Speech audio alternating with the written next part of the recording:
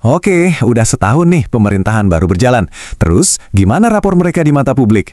Yuk kita bedah bareng-bareng hasil survei nasional buat lihat langsung apa kata masyarakat Indonesia.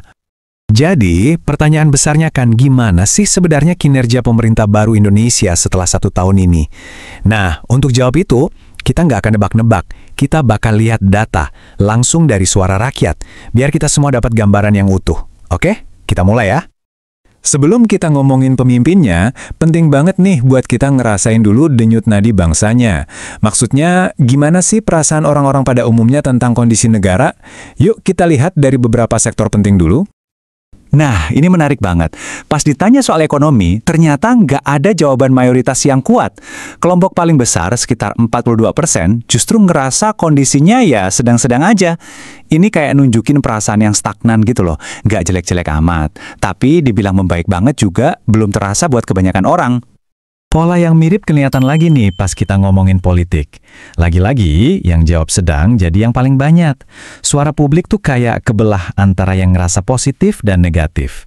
Jadi kesannya, situasi politik kita masih dinilai biasa-biasa aja. Nah, tapi coba lihat di sini. Beda banget. Begitu masuk ke urusan keamanan nasional, kepercayaan publik jauh lebih solid.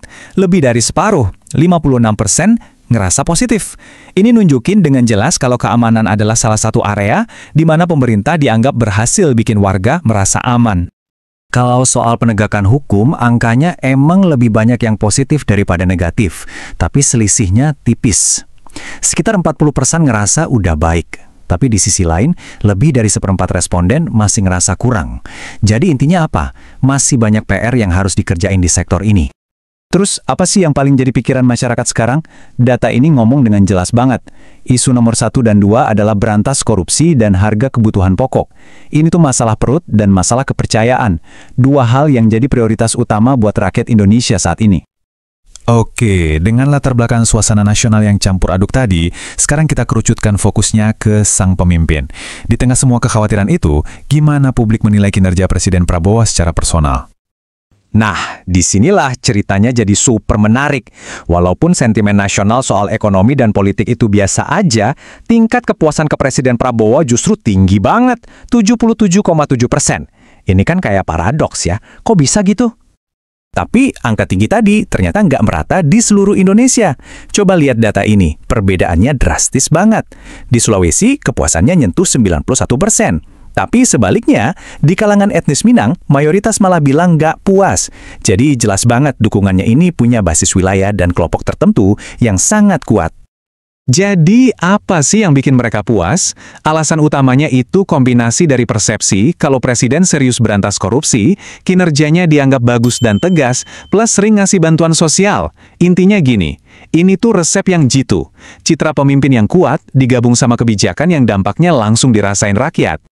Kalau dari sisi sebaliknya, yang nggak puas punya alasan yang berkebalikan.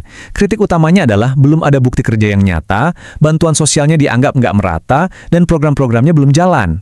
Jadi seakan-akan ada dua cerita yang beda banget tentang pemerintahan yang sama, tergantung kita tanya ke siapa. Biar kita makin paham kenapa presiden bisa sepopuler itu, kita perlu dalami salah satu program andalannya.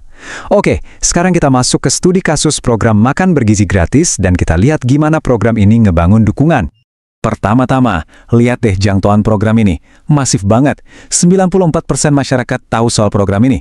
Artinya, hampir semua orang di Indonesia pernah dengar. Ini ngebuat program ini jadi alat kebijakan yang sangat kuat secara politik. Nah, ini dia data kuncinya. Di sini kelihatan jelas banget hubungan langsung antara program ini dengan dukungan ke presiden. Kalau orang puas sama program makan gratis, kepuasan mereka ke presiden langsung meroket sampai 90%. Gila kan? Tapi yang lebih menarik lagi, bahkan di antara yang nggak puas sama programnya pun, tingkat kepuasan ke presiden masih tergolong tinggi, di atas 60%. Tentu saja program ini ada pro dan kontranya. Mayoritas publik, 61%, pengen program ini lanjut terus. Alasannya simpel, ngeringanin beban orang tua. Tapi ada juga sekitar 1/3 yang minta program ini dihentikan karena khawatir soal kasus keracunan makanan. Jadi memang ada perdebatan yang nyata di masyarakat. Oke, kita udah lihat penilaian publik dan dampak dari program andalan. Sekarang, kita coba lihat gambaran yang lebih besar. Gimana sih tingkat kepuasan yang tinggi ini ngebentuk peta politik kita ke depan? Efeknya kelihatan banget di sini. Partainya Presiden, Gerindra, langsung melesat jauh di depan dengan elektabilitas hampir 30%. Jaraknya 3 kali lipat lebih dari partai di posisi kedua, PDIP. Ini nunjukin kalau kekuatan politik sekarang tuh benar-benar terpusat di sekitar Presiden. Dan kalau kita ngintip sedikit ke depan, di simulasi awal buat pemilu 2029, nama Prabowo Subianto masih mendominasi dengan dukungan hampir 47%. Jauh banget ninggalin nama-nama lain. Angka ini makin negasin posisinya yang super kuat di panggung politik saat ini. Jadi kesimpulannya gimana? Setelah 1 tahun, datanya ngomong jelas, pemerintah ini dapat dukungan publik yang sangat kuat, sebagian besar karena citra kepemimpinan Presiden dan program-program yang dampaknya langsung dirasakan. Pertanyaan besarnya sekarang bukan lagi soal gimana mereka memulai, tapi bisa nggak momentum ini dipertahankan terus di tengah tantangan ekonomi dan harapan publik yang makin tinggi? Nah, itu yang akan kita saksikan sama-sama.